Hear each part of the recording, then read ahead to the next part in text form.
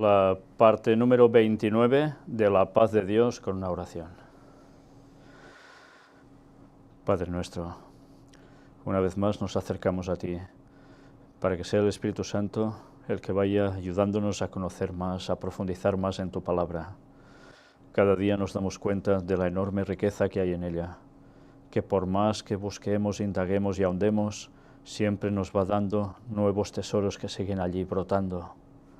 Ayúdanos, Señor, a ser humildes, a buscarte de todo corazón, para que tú puedas ir guiándonos a todo tu pleno conocimiento. Perdona nuestros pecados. En el nombre de Jesús te lo pedimos todo. Amén. Bien, pues una vez más vamos a empezar esta parte temática de la paz de Dios con una serie de imágenes que van a servir para ilustrar alguno de los textos que vamos a encontrar en el día de hoy y vamos a comentarlos. Primero ya veis el título La paz de Dios, que tienen esto: dos ojos como con un prohibido, o sea que no ven, ¿no? No pueden ver. Pero a mis espaldas podéis ver otra imagen, es esta: un oído que no oye, ¿no? Que se ayuda de una mano y un aparatito que se pone en la oreja, que va hacia el oído, para poder oír algo bien, a veces muy bien, pero a veces las pilas también se acaban. Bueno, pues tanto en un caso como otro, no vamos a ver al apóstol Pablo escribir sobre audífonos ni cosas parecidas, pero sí que vamos a sacar unas conclusiones espirituales que tienen que ver con esto. Pero antes, una vez más, vamos a hacer un rápido repaso a esas noticias que siguen produciéndose semana a semana, donde están gastando ya la palabra paz muchas personas y, evidentemente, no siempre del mejor modo, en su mejor significado, o al menos en las conclusiones que quieren llegar con ello. La primera esta semana se producía precisamente en esta visita del Papa a Armenia, que ya sabéis que de aquí, esta misma semana, vamos a presentar ese especial de la visita del Papa a Armenia, que realmente ha dado muchísimo de sí, no tiene desperdicio. Pero mirad, a modo rápido, que ha aparecido también allí. Francisco y Carequín II piden abrir el corazón y las manos a las víctimas de la guerra y el terrorismo. El Santo Padre y el Supremo Patriarca y católicos de todos los armenios firman una declaración conjunta. Todo esto ya lo veremos el próximo día. Pero, evidentemente, ¿de qué iban a tratar aquí? Pues, ¿cómo no? Se juntan los dos, piden a los jefes de las naciones que escuchen la petición de millones de seres humanos que esperan con ansia paz y justicia en el mundo. Es evidente, ¿eh? Esta situación a nivel mundial tan caótica por tantos países está sirviendo para que el papado, junto a sus otros colegas, estén hablando de lo que necesita el mundo, paz y justicia, que es lo que está clamando todo el mundo. Pues alguien se lo va a dar, ¿eh? Como cristianos estamos llamados a reconocer, a buscar y desarrollar caminos de reconciliación y de paz. Ahora, la paz usada como ecumenismo, también, cómo no. Y finalmente, también exhortan a los fieles a trabajar en armonía para promover en la sociedad los valores cristianos, que contribuyen eficazmente a la construcción de una civilización de justicia, de paz y de solidaridad humana. Ya vemos, nos quieren encarar evidentemente el cristianismo con el ecumenismo para conseguir todo esto, la cual cosa quiere decir que debe haber un reavivamiento, ¿no? Cristiano, teórico, falso, pero que va a existir y va a dar una solución a este mundo. Francisco en el Ángelus, custodiar como un tesoro el testimonio de los santos Pedro y Pablo. Los santos Pedro y Pablo aquí se volvieron anunciadores y testimonios del Evangelio y sellaron con el martirio su misión de fe y caridad. Y ante toda esta cuestión, en ese día especial de Pedro y Pablo, ¿de qué nos habla? Pues dicen que quieren traer nuevamente a Jesús su amor misericordioso, su consolación, su paz. Tenemos mucha necesidad de esto, viene a decir él. Pues sí, una vez más, van a plantear a Jesús para traer la paz, pero ¿al auténtico Jesús o al que vendrá antes haciéndose pasar por Jesús? le están preparando el camino para que la gente realmente lo crea y lo siga. Al mismísimo Satanás haciéndose pasar por Cristo. El Papa reza por las víctimas del atentado en el aeropuerto de Estambul. El atentado lleva un saldo provisorio de 41 muertos y más de 200 heridos. Todos recordamos que han sido imágenes impresionantes, cómo pueden llegar a hacer esto. Pero, en fin, ya hablaremos de esto en su momento. Ahora lo que nos interesa también es ver lo que dice el Papa al respecto. Concluyó deseando que el Señor convierta los corazones de los violentos y mantenga nuestros pasos en el camino de la paz. Recemos todos en silencio. Una vez más, buscar el camino de la paz en esa situación en Turquía. Y veremos precisamente cómo el Papa en Armenia lo que ha generado es todo menos algo que va a ser paz en la cuestión turca.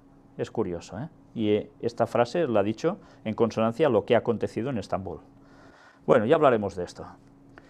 Texto completo de la catequesis del Papa en la audiencia jubilar del 30 de junio de 2016. El Papa advierte de que la gente que pasa por la vida, que va por la vida, sin notar las necesidades de los otros, sin ver tantas necesidades espirituales y materiales, es gente que pasa sin vivir, es gente que no sirve a los otros.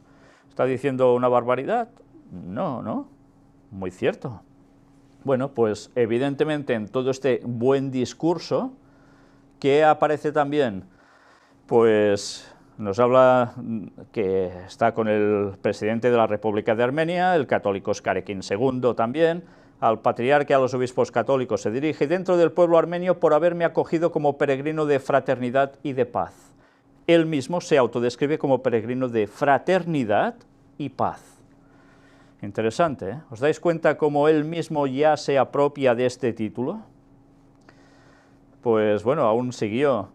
Animar a esperanza y sentimientos de paz, contribuir para la paz y la reconciliación, camino de paz, etcétera, etcétera. Por todos lados va con lo mismo. Pero también en Colombia los obispos hablarán de paz y reconciliación en asamblea plenaria. Tratamos de ello en las noticias y aún deberemos tratar más.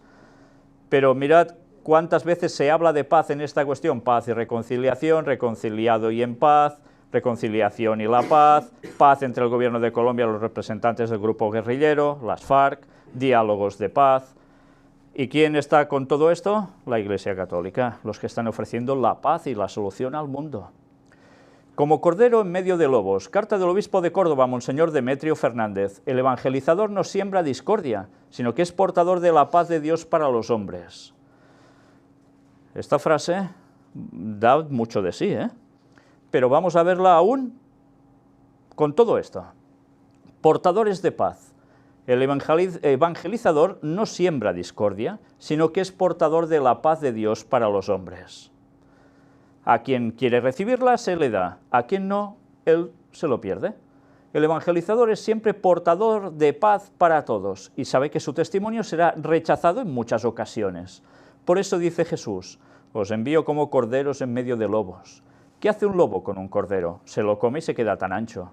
Pues eso sucede con los evangelizadores, los que llevan la paz, los que anuncian a Jesucristo y su evangelio. Están expuestos a ser rechazados, calumniados, marginados e incluso a ser eliminados. La historia está llena de ejemplos continuos que no faltan en nuestros días. Mirad, lo que está diciendo es una falsedad. No, es totalmente cierto. Todo portador de paz, ¿quién es? El que lleva el evangelio de la paz, evidentemente, pero muchos lo rechazan a la paz y rechazan al portador, pero evidentemente esto no lo están aplicando ¿a quién? Al pueblo de Dios que lleva el mensaje correcto, sino que evidentemente hablan de la evangelización que ellos están haciendo y que a veces pues están teniendo problemas por decir también el mensaje de paz. Ahora, imaginémonos, ¿qué van a hacer también ellos de aquí un poco tiempo cuando los verdaderos evangelizadores den el verdadero mensaje de paz, con el auténtico mensaje del cuarto ángel y los otros tres, de Apocalipsis? ¿Qué van a hacer ellos con estos portadores del mensaje? ¿Van a ser tildados de portadores de mensaje de paz o de todo lo contrario? Por ellos mismos, ¿eh? La profecía es clara, ¿eh? Vamos a ser tildados de terroristas ideológicos, en definitiva, ¿eh? ¿Cómo van a cambiar las cosas? Pero como siempre, una verdad es lanzada, pero no siempre bien interpretada, ¿eh? Y bien, este es el repaso rápido de la vez continua y continua en que la palabra paz va apareciendo. Es impresionante cómo cada semana hay tantas, y hay otras que ya ni os pongo y que tienen que ver con la visita del Papa a Armenia, para no ser repetitivos aquí. Y vamos ya a adentrarnos en la auténtica paz de Dios. Una vez más recordemos, paz de Dios tiene que ver con justicia de Dios, ¿eh? No hay paz sin justicia. Sigamos en el libro de los Romanos, que si queréis vamos a leer juntos, y empezamos con Romanos 11. Recordad que ahora nos adentramos ya en esos capítulos que tenían que ver con ese pueblo judío que había rechazado a Jesús, pero que el apóstol Pablo le está dando un mensaje a los gentiles, en definitiva, que algo iba a suceder también posteriormente con esos judíos, porque algunos aceptarían a Cristo, no todos. Si conviene, sería bueno también que hicieses un repaso a todas esas temáticas que presentamos de los judíos en el tiempo del fin, donde estuvimos desglosando prácticamente todo esto con mucho detalle. Pero hoy vamos a coger esa faceta que no terminamos de profundizar en ese sentido, pero hoy sí, sobre estos mismos textos. Romanos 11, del 7 al 14 nos dice: ¿qué pues? Lo que buscaba Israel no lo ha alcanzado, pero los escogidos sí lo han alcanzado, y los demás fueron endurecidos. Entonces, ¿de quién está hablando aquí? Lo que busca Israel, ¿quiénes eran los que buscaba Israel? Los judíos. No han alcanzado algo, pero los escogidos sí. ¿Y quiénes son los escogidos? Pues los escogidos eran esos gentiles que les llegó el Evangelio y lo aceptaron. Pero mirad que dice, y los demás fueron endurecidos. Porque se rechazaron a Cristo, ¿qué les pasó? Se endurecieron. Como está escrito, Dios les dio espíritu de estupor, ojos con que no vean y oídos con que no oigan hasta el día de hoy. ¿Entendéis las imágenes de la portada? Se pueden tener ojos, se pueden tener oídos, pero si con unos no ves y con otros no oyes, ¿de qué te sirven prácticamente? ¿De qué? De nada, ¿no? ¿Y qué está sucediendo a nivel espiritual? Se muestran evidencias de la verdad, se muestran visualmente con textos, con citas, con lo que haga falta, y se rechaza, y se explica y no se quiere oír. Y se sigue repitiendo continuamente algo para no oír eso. Ahora me llevo a pensar eso, pero el día de la hora nadie sabe respecto al 2031 y el regreso de Jesús, ¿eh? Bueno, pues la historia siempre se repite porque el ser humano es siempre igual. Quien quiere ser ciego es ciego y quien quiere ser sordo es sordo.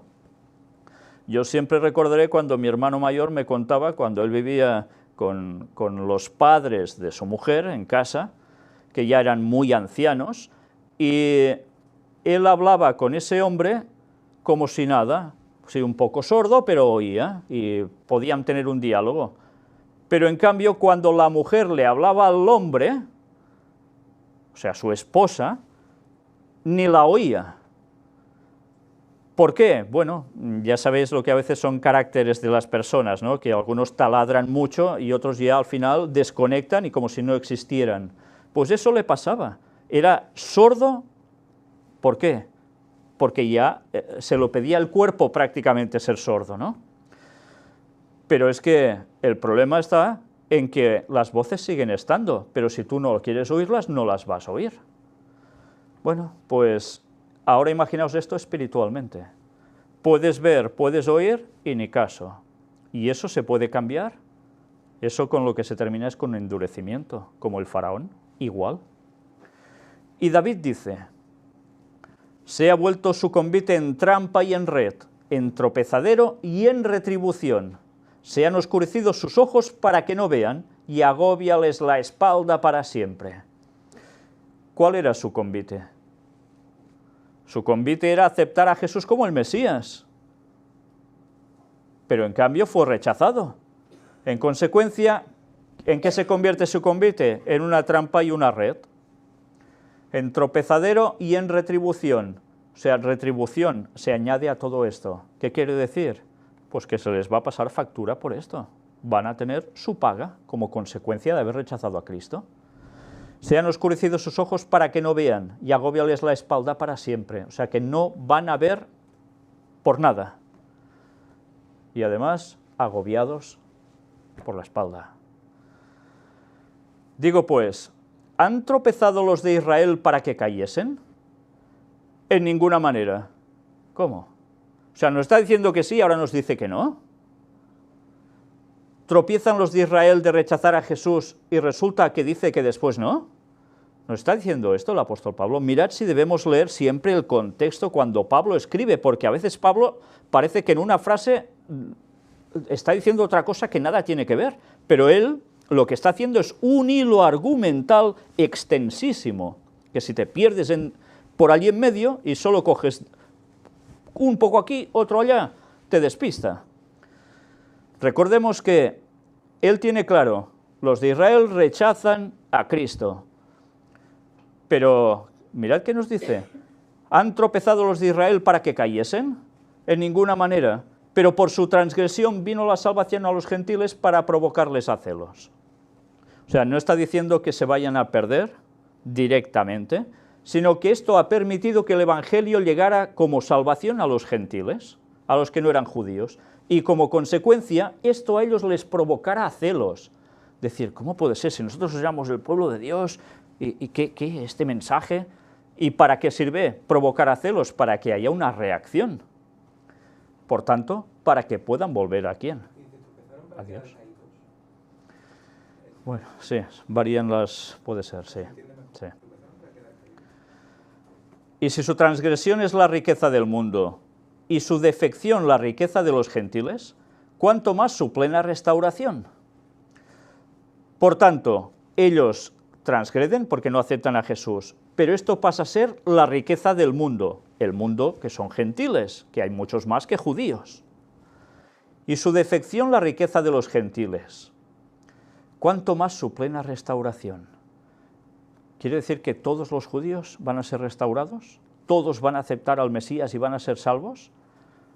¿O solo algunos? Primero de todo, ¿qué quiere decir defección? Acción de abandonar una causa o de separarse de ella con deslealtad. Esto es lo que hicieron los judíos.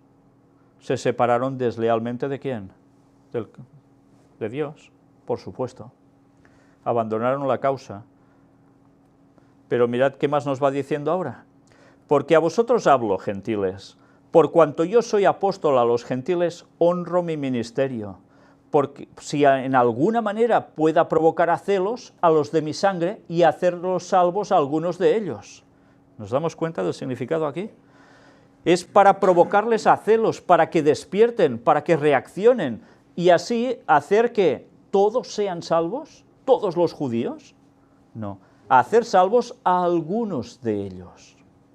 Por tanto, no esperemos, como creen tantas denominaciones, que de repente todos los judíos van a decir aceptamos a Jesús como el Mesías y lo vamos a seguir y ya está. Eso es mentira. Eso es el engaño que el sionismo ha generado en el cristianismo, pero eso no va a suceder. Sí que van a aceptar a un falso Mesías cuando venga Satanás haciéndose pasar por Jesús, pero al auténtico no lo van a aceptar todos, ni mucho menos. ¿Os dais cuenta cómo hemos de leer todo para no caer en errores de lo que Pablo no está diciendo en verdad? Por desgracia, a pesar de presentar estos temas como los que presentamos de los judíos en el tiempo del fin, aún siguen habiendo muchos cerrados R que R en que tienen razón, cuando los textos por sí solos son tan claros. Y esto además es profecía, y la profecía se va a cumplir. Pasamos a Romanos 11, del 20 al 22. Bien, por su incredulidad fueron desgajadas, pero tú por la fe estás en pie.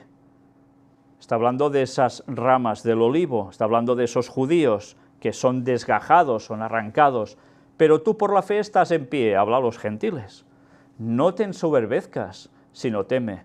O sea, no te creas superior a los judíos porque fueron desgajados, sino teme, ¿Por qué hemos de temer? Porque si Dios no perdonó a las ramas naturales, a ti tampoco te perdonará. Anda, ¿este es el Dios de paz? Resulta que no perdona. Pues vaya problemón tienen algunos cuando interpretan que Dios va a perdonar absolutamente a todo el mundo, a judíos y gentiles, que todo el mundo va a ser salvo. Más claro no se puede ser, a ti tampoco te perdonará, porque no perdonó las ramas naturales. Mira pues, la bondad y la severidad de Dios. Palabra contundente, ¿eh? Severidad. ¿Pero junto a qué? A bondad.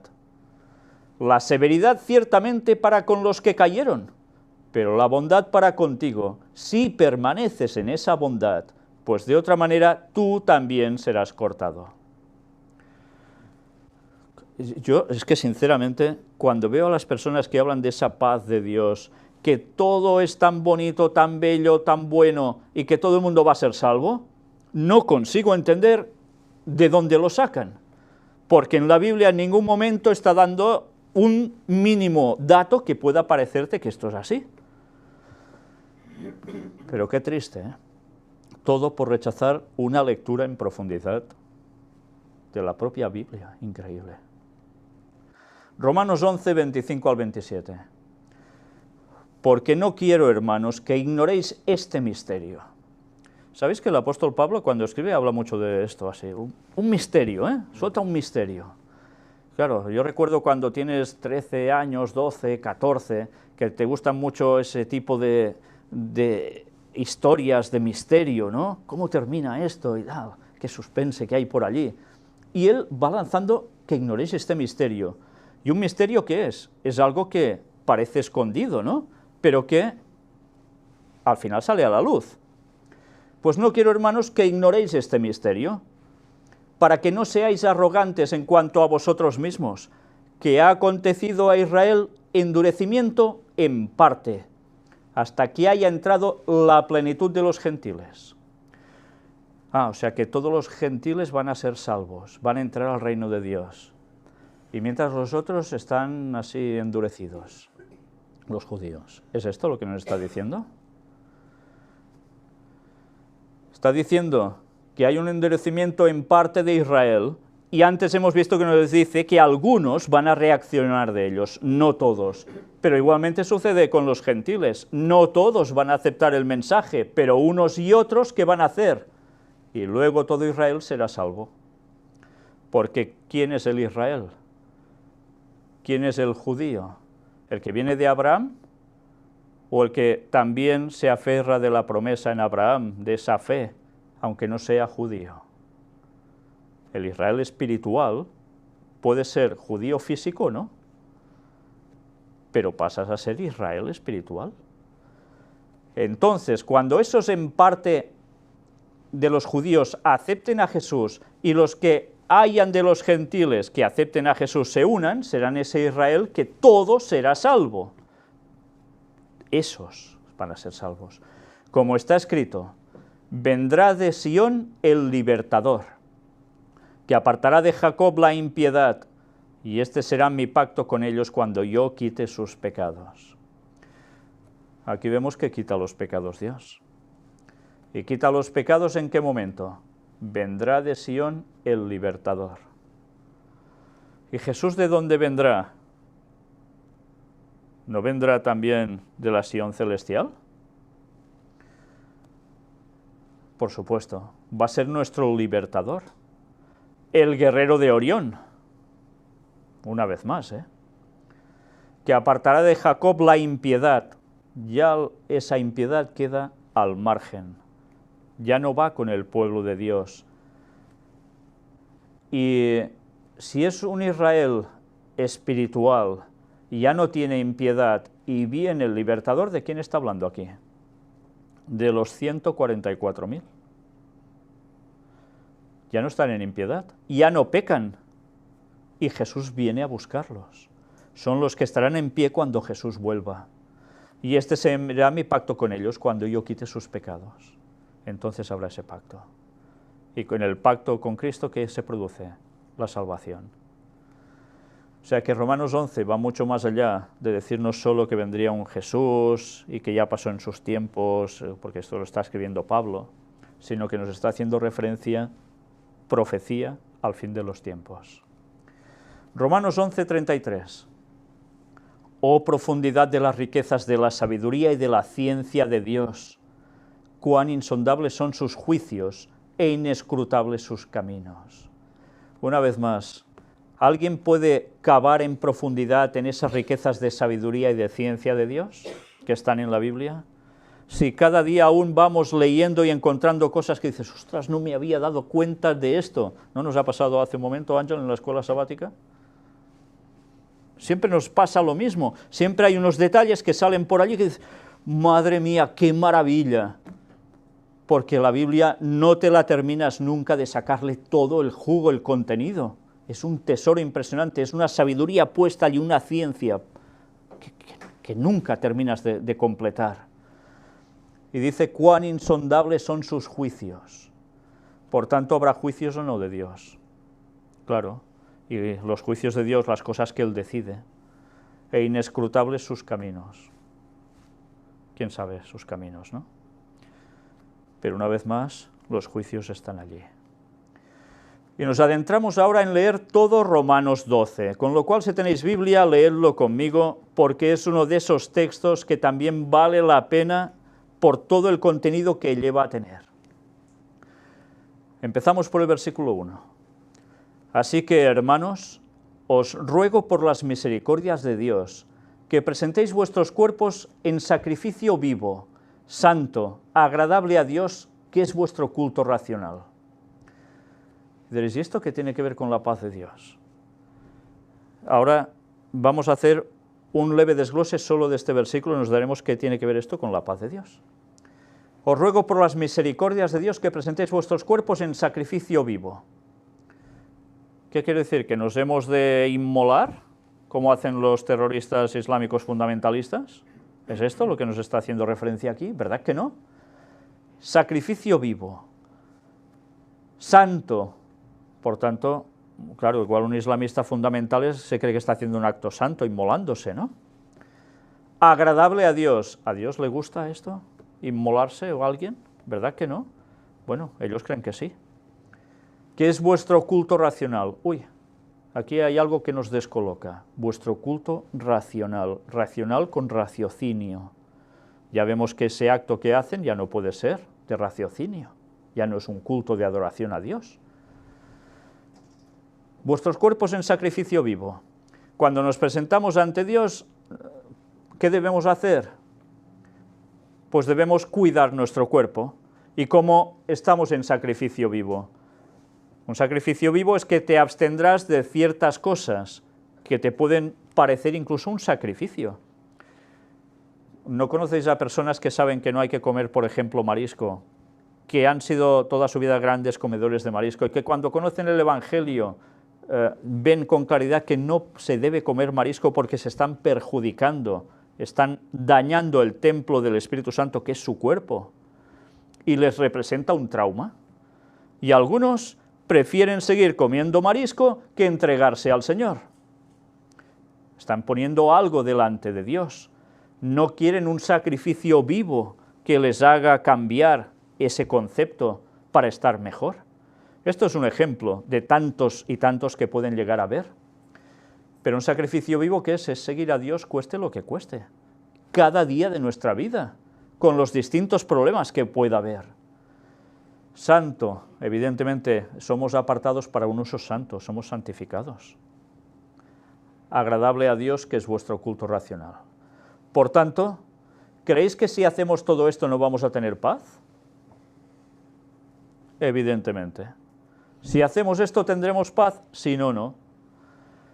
No os conforméis a este siglo, sino transformaos por medio de la renovación de vuestro entendimiento, para que comprobéis cuál sea la buena voluntad de Dios, agradable y perfecta. O sea, no nos conformemos a lo que ya sabemos, a las costumbres del mundo, a lo que todo el mundo hace. No, porque nos hemos de transformar. Una vez más, aquí no es Dios que tiene que ponerse a la altura nuestra, sino nosotros subir a los escalones a la altura de Dios. Hay que perfeccionarse, renovarnos. Y el entendimiento es básico. Si no queremos hacer funcionar esto, ¿qué vamos a hacer? Nada. Para que comprobéis cuál sea la buena voluntad de Dios agradable y perfecta. Cuando nosotros nos decidimos a ser transformados, es cuando Dios nos puede ayudar a ser así, agradables y perfectos ante Él. Digo pues, por la gracia que me es dada, a cada cual que está entre vosotros, que no tenga más alto concepto de sí que el que debe tener, sino que piense de sí con cordura, conforme a la medida de fe que Dios repartió a cada uno. Y ahora quizás es una cuestión de autoanálisis cada uno. ¿Yo me tengo por superior a los otros? ¿Pienso que yo sé más que los otros? ¿Pienso que soy el más listo de la clase? ¿Pienso que a mí se me deben reconocer honores porque soy alguien especial? Todos debemos analizar esto, ¿eh? ¿Tenemos un más alto concepto de nosotros mismos de lo que debemos tener? Aquí entra el orgullo, ¿eh? El orgullo. Porque si sucede eso, ya después no pensamos con cordura. Dice, piense de sí con cordura. Y ahora una vez más, ¿por qué Satanás está intentando desequilibrar tanto las mentes de las personas en esta última generación? A través de las drogas que se han tomado, a través de alcohol, a través de fumar no sé qué, de ver no sé qué, de oír no sé qué. Porque se desequilibran nuestras mentes, no andaremos con cordura. Y quizás nos vamos a enaltecer como si fuéramos los más grandes de algo. Yo no soy como ese, ¿eh? Yo soy superior, cuidado. No hay cordura, la mente queda atrofiada. Y eso es algo a tener en cuenta, porque el Señor sabe que si hay cordura, hay posibilidad de estar con Él, pero si ya la cordura se pierde, ¿con quién vamos a estar? Vamos a caer en ese carácter que de Dios no tiene nada, sino que es un carácter satánico. Y pensando que se está en la fe, porque aquí no se está dirigiendo a los que no creen, ¿eh? Conforme a la medida de fe que Dios repartió a cada uno. Vamos a medirnos, ¿yo tengo más fe que tú? ¿Y tú qué sabes la fe que tiene el otro? ¿El otro pasa las circunstancias que tú pasas o tú las suyas? ¿Vamos a juzgarlo por eso? Bastante faena tenemos en pensar nosotros si tenemos bastante fe para estar con Dios, como para estar midiendo la fe de los demás, ¿no? Porque de la manera que en un cuerpo tenemos muchos miembros, pero no todos los miembros tienen la misma función, así nosotros siendo muchos somos un cuerpo en Cristo y todos miembros los unos de los otros. Una vez más el apóstol Pablo hace referencia a un cuerpo, con miembros. Un cuerpo tiene un brazo o tiene dos. Normalmente tiene dos, ¿no?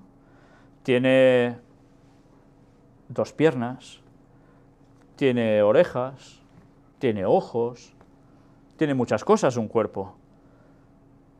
¿Y qué pasa? ¿Que hay algo que es sumamente importante y el otro puede detestarlo en el mismo cuerpo? ¿Os habéis fijado que cuando os herís en algún lugar, luego hay una regeneración y se vuelve a poner todo bien? ¿Ha habido un rechazo del cuerpo hacia ese miembro que está dañado? ¿Que tiene un defecto? ¿Verdad que no? Sino que lo ha trabajado para todo en él sanar allí. Bueno, pues así debería ser con nosotros. Nada de importar uno más que otro, sino que todos trabajamos porque estamos en el mismo cuerpo. Imaginaos un coche que también tiene sus partes, y una rueda dice yo me voy a la izquierda y otra yo me voy a la derecha. ¿Qué pasa con el coche? Pues eso se parte, ¿no? Debemos ir a una, estamos en el mismo cuerpo. ¿Y en qué cuerpo estamos? Pues ya lo sabemos, ¿no? En el de Cristo. Así nosotros siendo muchos somos un cuerpo en Cristo y todos miembros los unos de los otros. De manera que teniendo diferentes dones, según la gracia que nos es dada, si el de profecía úsese conforme a la medida de la fe, o si de servicio, en servir, o el que enseña en la enseñanza, el que exhorta en la exhortación, el que reparte con liberalidad, el que preside con solicitud, el que hace misericordia con alegría.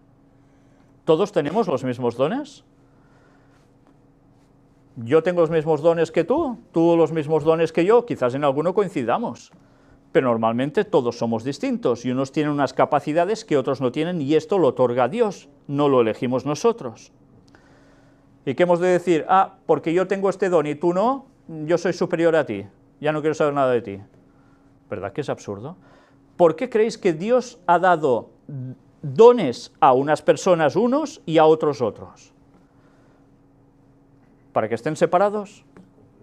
Para que se complementen, para que trabajen coordinados en ese mismo cuerpo que es Cristo, para el bien común, de todos.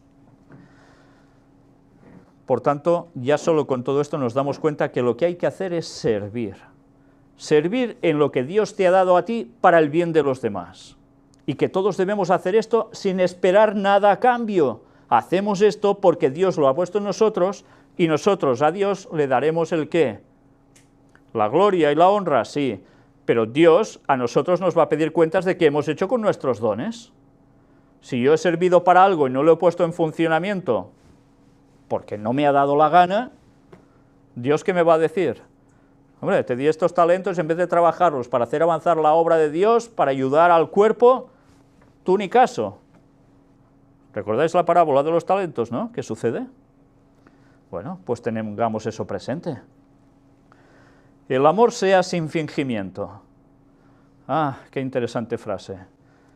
1, 2, 3, 4, 5 palabras que si la fuéramos pasando por delante de la vida de cualquier persona, ante incluso hermanos de iglesia, no sé qué porcentaje me daría, diciendo de tanto por ciento de fingimiento. Sí, porque se ven dos que no se soportan, y ¡ay, hola, qué tal, bien, jaja, jiji, qué bien! Y a la que se va, ese que lo que ha hecho y no sé qué. ¿Sí? ¿No pasa eso en las iglesias? ¿No habéis oído que uno gira la espalda y lo están dejando de todos los colores? Y diciéndole de todo menos guapo. A la cara no se atreven, normalmente suele pasar eso. Pero giras la espalda y oyes de todo. Bueno, yo no sé si vosotros habéis vivido ese tipo de experiencia, yo sí. Y estando en la misma iglesia y oír cómo están criticándote continuamente y te giras y ¡hey, hola, qué bien! Bueno, la verdad es que es para pensar, eso pasa, y quizás nos puede pasar a todos, cuidado. El amor sea sin fingimiento, así debería ser. Aborreced lo malo, seguid lo bueno. Amaos los unos a los otros con amor fraternal. En cuanto a honra, prefiriéndoos los unos a los otros.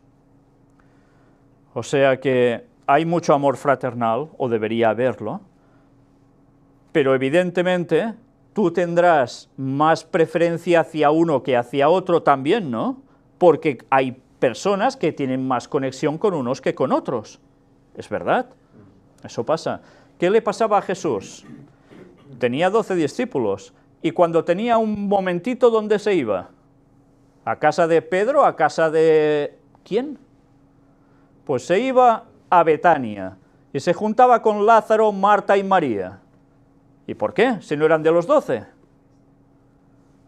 Porque se sentía totalmente a gusto, porque estaba muy bien con ellos. ¿Y eso quiere decir que no amaba a los otros? No, los amaba, pero los prefería con honra, porque eso pasa. Todos somos distintos, y con unos tienes más conexión que con otros. Y quien diga lo contrario se está engañando, porque eso no es el verdadero amor. El amor es, somos como somos, nos aceptamos y nos queremos, pero evidentemente tú tienes más afinidad con unos que con otros, y eso no es ir contra Dios ni contra el Evangelio, es una realidad de la persona. En lo que requiere diligencia, no perezosos. Bueno, aquí es algo que nos lo leemos enseguida, pero requiere diligencia, no perezosos. Ah, ya lo haré mañana. Ya lo haré mañana.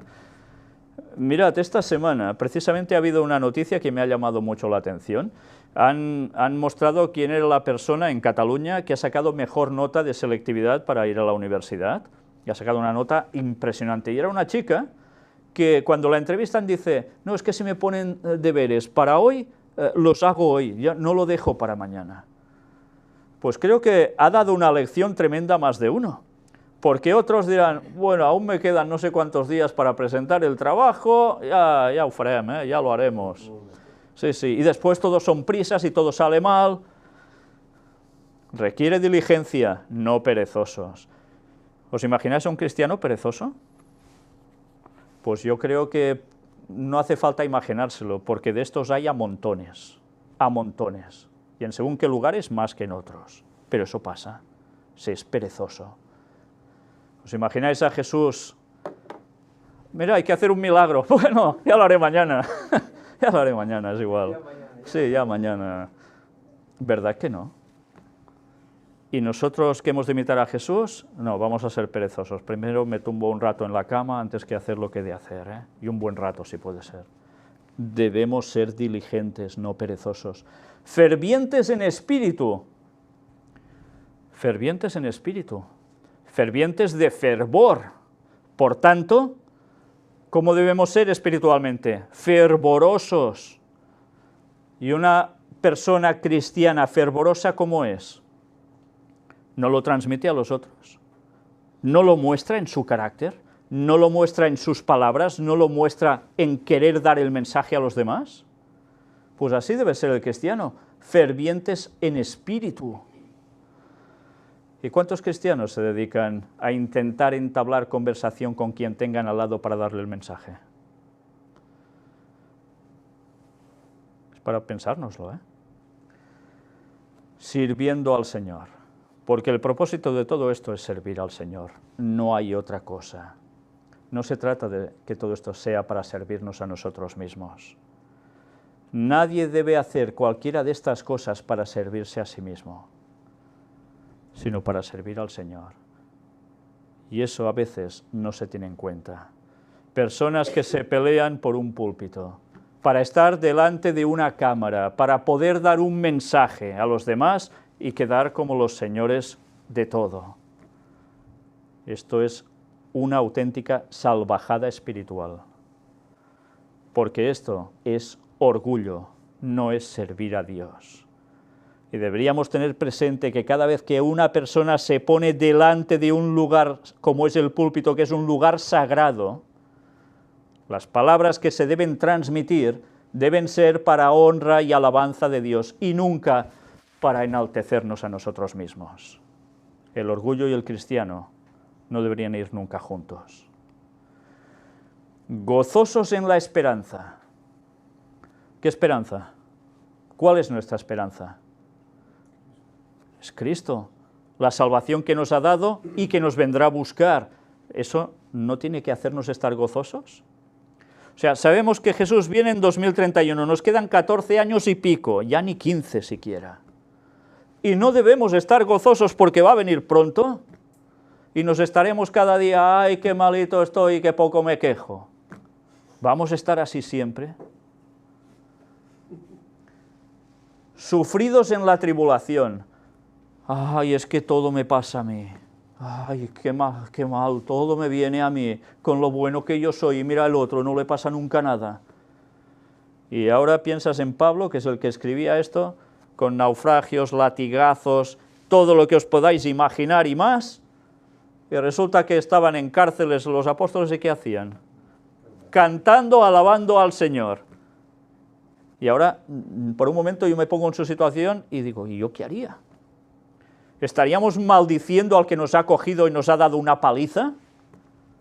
¿O estaríamos aún felices de servir al Señor en esas circunstancias, aguantando, sufridos en la tribulación? ¿Cuántos hay que cuando las cosas se ponen un poco mal, desaparecen? ¿Cuántos, Sufridos en la tribulación. Ahora os imagináis todos esos cristianos que vivieron la gran tribulación de 1260 años. Si hubiesen dicho, ¡buah, que sufra otro tú! ¿nos hubiese llegado a nosotros el mensaje? Es que no nos llega el mensaje. Fue gracias a que ellos fueron sufridos aguantando, y por su martirio la fe se transmitió a otros y ha llegado hasta nosotros, y no somos conscientes de eso. Creemos que, mira, el Evangelio siempre lo podemos dar tranquilamente durante toda la historia y no va a pasarnos nada. Eso es falso total, porque toda la historia del cristianismo, siempre que el pueblo de Dios ha querido dar el mensaje con claridad y haciendo las cosas bien, pues han tenido problemas, y vaya problemas. Y nosotros no, queremos ir predicando tranquilitos y que nadie nos diga, uy, cualquier cosa, que entonces nos enfadamos. Pues no, es lo que hay. Constantes en la oración. Y a veces, tantas veces, podemos oír a personas que dicen, es que yo no oro, que son cristianos, me cuesta orar. ¿Dónde está el ser constantes en la oración? Si no somos constantes en la oración, vamos a ser constantes en todo lo contrario, es en la no oración.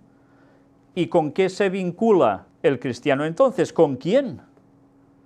Porque si oras a Dios te estás vinculando con Dios, ¿no? Pero si no oras, ¿con quién te vinculas? Está claro, ¿eh? En nuestro cerebro hay dos cosas que pueden entrar, o las divinas o las satánicas. Y evidentemente, si no somos constantes en la oración, algo va a entrar en nosotros que nos va a hacer desvariar. Una vez más, el equilibrio en las mentes. No solo se trata de comer bien, hacer ejercicio, etcétera, etcétera. Si dejamos de banda el lado espiritual que tenemos, de conexión con Dios, en oración, no solo en estudiar la palabra, estamos perdidos. Si somos constantes en la oración, seguro que estaremos gozosos en la esperanza, porque lo tendremos presente y estaremos anhelando que con quien el que hablamos nos venga a buscar. Y si somos sufridos en la tribulación, aguantaremos orando, porque de lo contrario nos vamos a derrumbar. ¿Y el pueblo de Dios ora? Hay un himno, ¿no? Así, cuando el pueblo de Dios ora, suceden cosas maravillosas. Y es verdad, a nivel individual y a nivel colectivo. Compartiendo para las necesidades de los santos. Mirad esta frase, compartiendo para las necesidades de los santos. Si los santos necesitan, ¿no vamos a compartir? Lo mío es mío y lo tuyo, tuyo. Y si tú necesitas algo, te buscas la vida. ¿Sí? ¿Eso pasa? Pues eso no debería pasar. Compartiendo para las necesidades de los santos. Practicando la hospitalidad. ¿Sabéis? Siempre recordaré esa imagen que me queda de cuando ya desde niño íbamos a la iglesia, supongo que tú, Josep, lo recordarás, y venía algún pastor. Claro, Girona, una iglesia pequeñita, ¿verdad? Una iglesia pequeñita en la cual teníamos una visita de alguien de fuera cada a saber cuándo. Y cuando venía un pastor, ¿no? Oh, a ver, ¿qué nos dirá? ¿Quién es? Ven a comer a nuestra casa, se oía enseguida. Y el pastor iba a casa de alguien siempre. Vale. Venía alguien de turismo, porque en la Costa Brava, donde vivimos tan cerca, venían muchos turistas. Cada verano la iglesia se llenaba con turistas. Y es curioso, entonces no oías esas voces que decían, ven a comer a nuestra casa, sino que, bueno, ya comerán en algún sitio. Sí. Y recuerdo que normalmente toda esta gente iba a parar con nuestros padres, ¿te acuerdas? Mi padre, enseguida, a todo el que venía, para casa. Y no nos conocíamos de nada, y a veces eran familias de 5 o 6 personas. Y oías, uy, no, es que son muchos, llévatelos tú.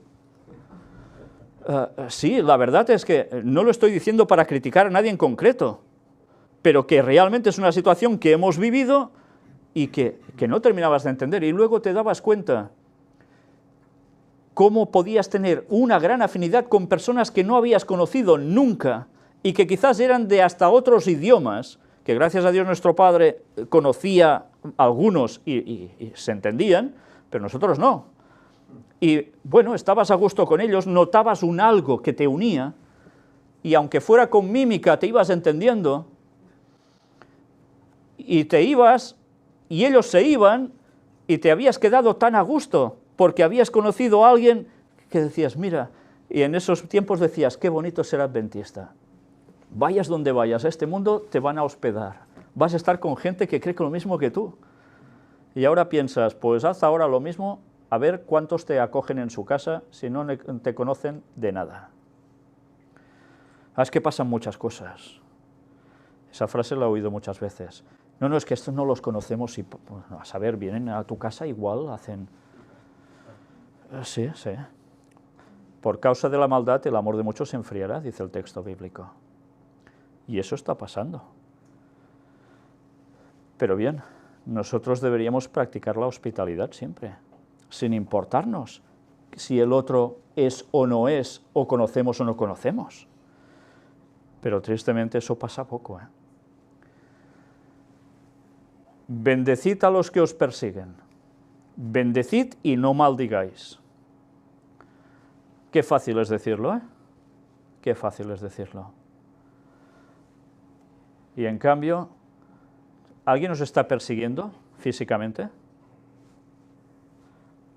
A mí físicamente aún no me ha pasado que me persigan. Que me quieren atracar, sí, bueno, he estado a punto de eso, pero bien, hasta ahora no ha pasado aún de aquí.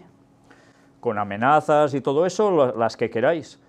Pero, ¿vamos a bendecir a los que nos van a perseguir? ¿O a los que nos están insultando? Porque, bueno, ya sabéis que los que nos dedicamos a tener que responder a todas las personas que nos escriben al ministerio, hay tantísimos comentarios que son, en fin, que cuando lo terminas de leer te queda una mala sensación tremenda, porque dices, ¿cómo se puede ser tan maleducado si no conocen al otro para nada y le están diciendo a saber qué? Bueno, pues, ¿qué debemos hacer ante eso? Decirles que los juicios de Dios caigan sobre ti y te quemes en el infierno. ¿Debemos hacer eso? ¿Así tendremos paz? Bueno, tendrás paz porque no te van a molestar más si todos quedan fulminados, pero desde luego esa no es la paz auténtica. La paz auténtica la encuentras cuando perdonas, cuando dices, bueno, pues sigue tu camino, si no quieres, ¿qué vamos a hacer? Aunque insistan, ¿eh? Y algunos son de insistir y 80.000 veces, venga y dale que te pego. Bueno, pues al final tienes que cortar también y decir, bueno, hasta aquí, sigue tu camino, adiós, y se acabó, evidentemente. Pero no podemos ir maldiciéndolos, ¿eh? Y luego nos sigue diciendo, gozaos con los que se gozan. Ahora veis a alguien que se goza, que está radiante de alegría por algo, y tú ves a ese hermano que se goza y tú tienes que pensar, míralo, lo bien que está, y yo... Claro, es que, sinceramente, debemos estar contentos. Si un hermano algo le ha ido bien y está gozoso, tú te debes alegrar con él, pero eso no hay que forzarlo, es que te tiene que salir innato. Si un hermano ha tenido un accidente y se recupera, ¿tú no vas a estar gozoso con él? ¿Qué quieres, que se muera? Y además añade, sí, no, es que a veces parecen cosas de risa, pero es que esta es la vida, ¿eh? Llorad con los que lloran.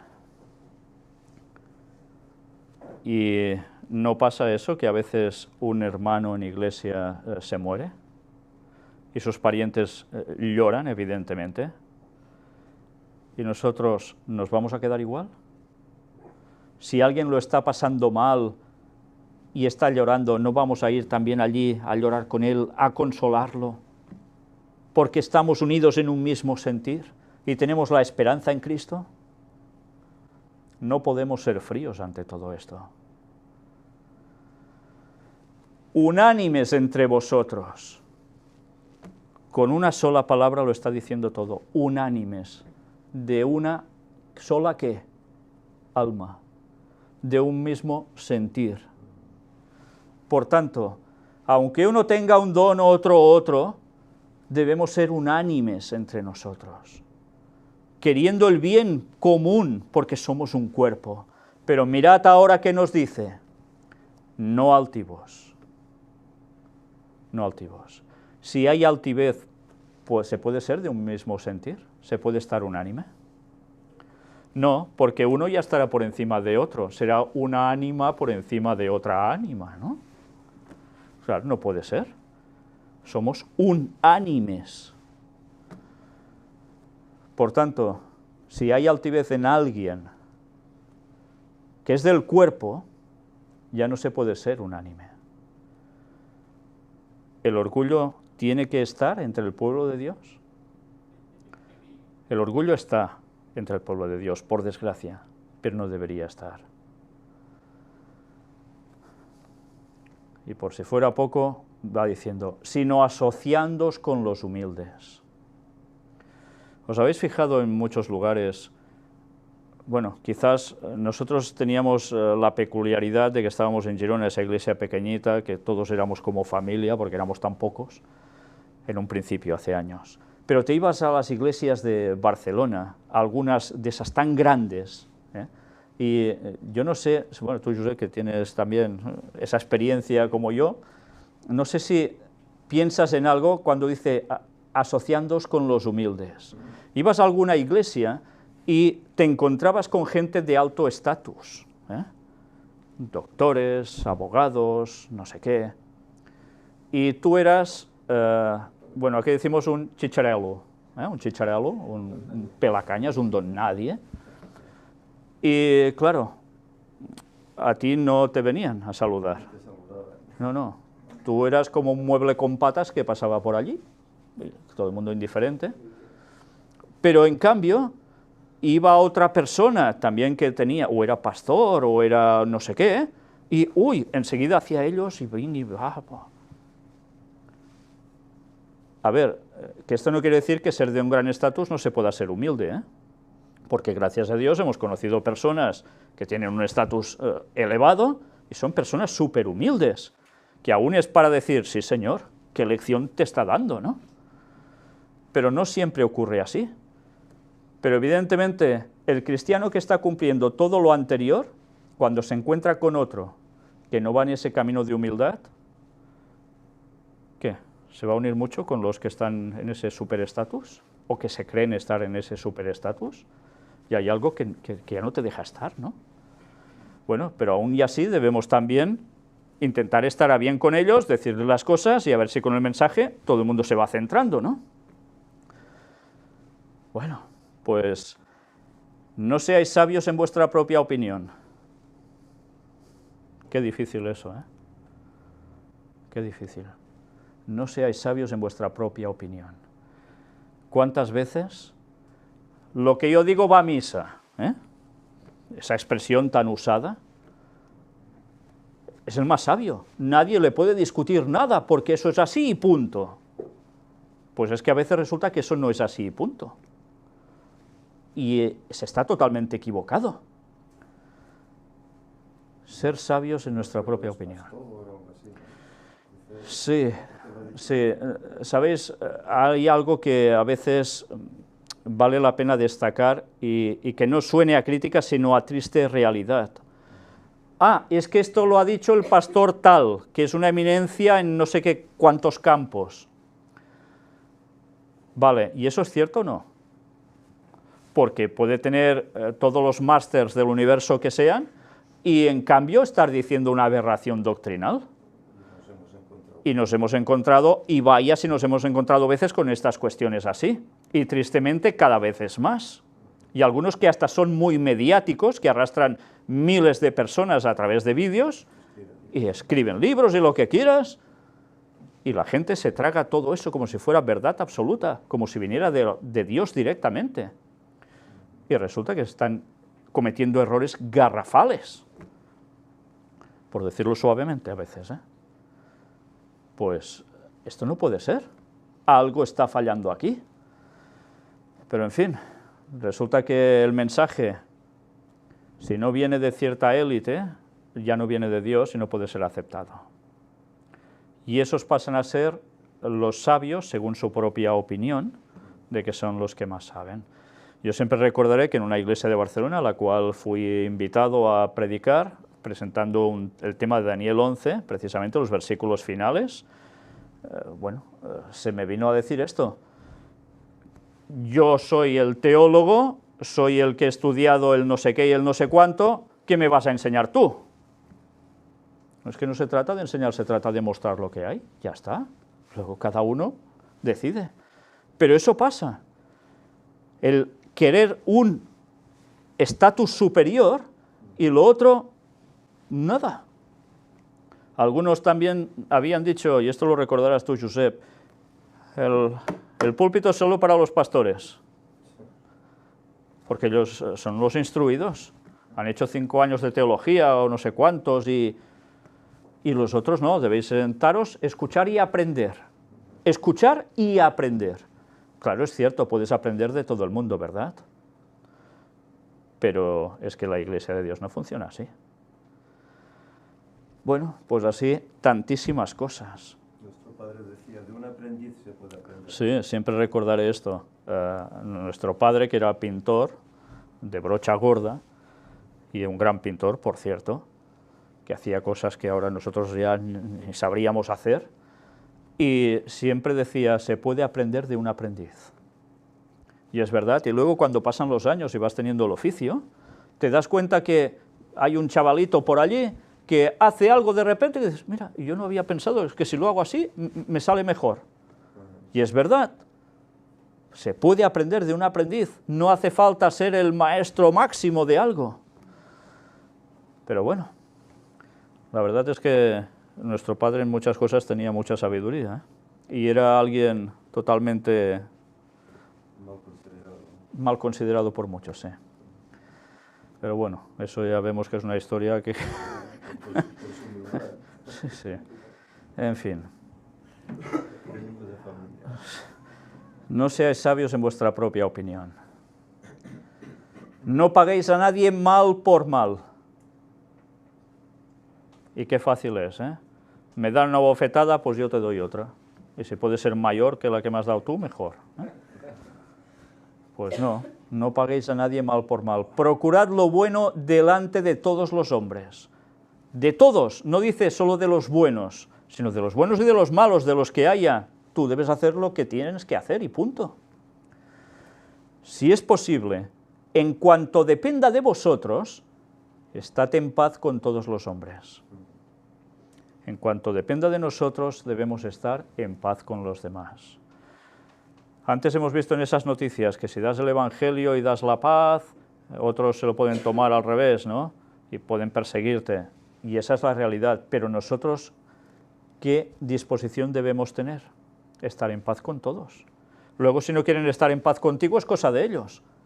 Tú no puedes cambiar esa situación normalmente, pero no los devuelvas mal por mal. Y mirad, estad en paz con todos los hombres. Si depende de nosotros es muy importante, porque si estamos hablando a nivel de iglesia, a nivel de congregaciones, de grupitos, debemos intentar estar a bien con todos, no buscando maraña, no buscando líos. Y a veces hay caracteres que ya son de buscarse líos allí donde estén, y generar problemas, y de ver más allá y montarse películas y montañas de cualquier cosa que puede ser un grano de arena. ¿Y luego qué hace todo esto? Provocar desunión. ¿Y cuántas veces eso ha pasado? Innumerables veces.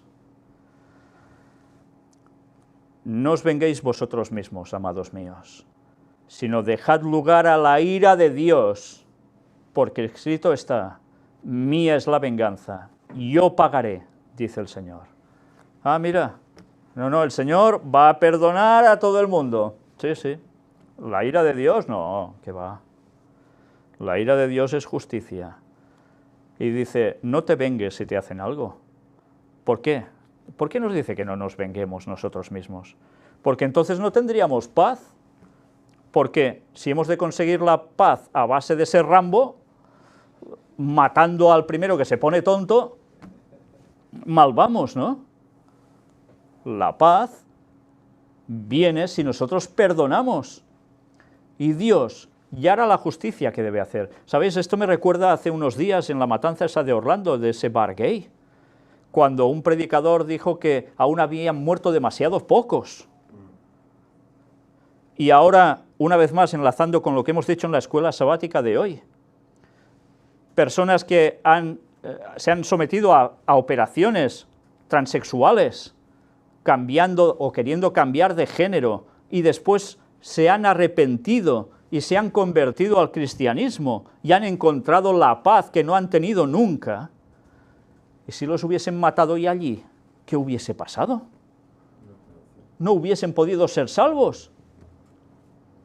¿Cómo nos podemos alegrar de la muerte de nadie por más mal que haga? Dios sabe el corazón de cada persona y sabe si con un margen de tiempo más va a encontrar la salvación, va a cambiar.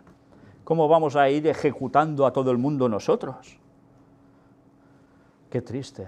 Y lo peor es ver comentarios de personas que se alegran de una cosa así y aún quisieran más. Es increíble. Y esto no quiere decir que lo que estén haciendo es bueno, ¿eh? Son dos cosas distintas. Pero el juez es Dios, y quien va a aplicar el veredicto va a ser Dios. Así que, si tu enemigo tuviere hambre, déjalo que se muera. ¿Nos pone esto el texto? Si tu enemigo tuviere hambre, dale de comer. Si tuviere sed, dale de beber. Pues haciendo esto, ascuas de fuego amontonarás sobre su cabeza. Y tú estarás en paz, además.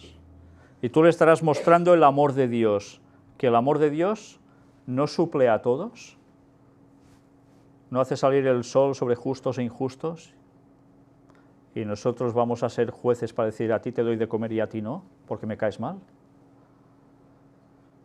Qué importante es ser cristiano de verdad, qué importante. No seas vencido de lo malo, sino vence con el bien el mal. Una frase de las que no tiene desperdicio. No seas vencido de lo malo. Porque si en algo de esto fallamos, somos vencidos de lo malo. Y si somos vencidos de lo malo, ¿somos vencidos por quién? Por Satanás. Sino vence con el bien el mal. Por tanto, ¿quién es el bien en verdad? El propio Cristo. Si nosotros hacemos como Cristo, si hacemos el bien, venceremos el mal. No falla. Qué fácil es decirlo y qué difícil a veces practicarlo, ¿verdad? Incluso a veces de pensamiento. Pues que el Señor nos ayude a ser centrados mentalmente, que nos ayude a ser cristianos de verdad. Porque ahora diréis, ¿y dónde está la paz de Dios aquí? ¿Porque ha aparecido en un momento la paz? No, porque si no haces esto, tú no tendrás la paz de Dios contigo, no hay otra. Y si no tienes la paz de Dios contigo, pues tendrás todo lo contrario. Y si tienes esa paz, deja que los juicios y la ira de Dios caiga y haga lo que tenga que hacer, porque Él sabe lo que tiene que hacer, pero no nosotros. Que el Señor nos ayude a ir comprendiendo cada vez más de su palabra, porque con un solo versículo nos podíamos pasar horas y horas y días y años, porque cada uno de ellos es de una riqueza impresionante. Debemos profundizar en la palabra de Dios y debemos darnos cuenta que la paz de Dios es mucho más que un concepto que nos están dejando en este mundo y que todo el mundo se está tragando para llevarlo precisamente a todo lo contrario. Tenemos un claro mensaje para dar a este mundo, un mensaje basado plenamente en la palabra de Dios, y no podemos fallarle al mundo, porque muchos deben ser salvos aún. Que Dios nos ayude a poder dar este mensaje y a no callar, y a ser gozosos en la esperanza, sufridos en la tribulación y constantes en la oración, siendo todos de un mismo sentir. Que Dios os bendiga. Vamos a terminar con una oración.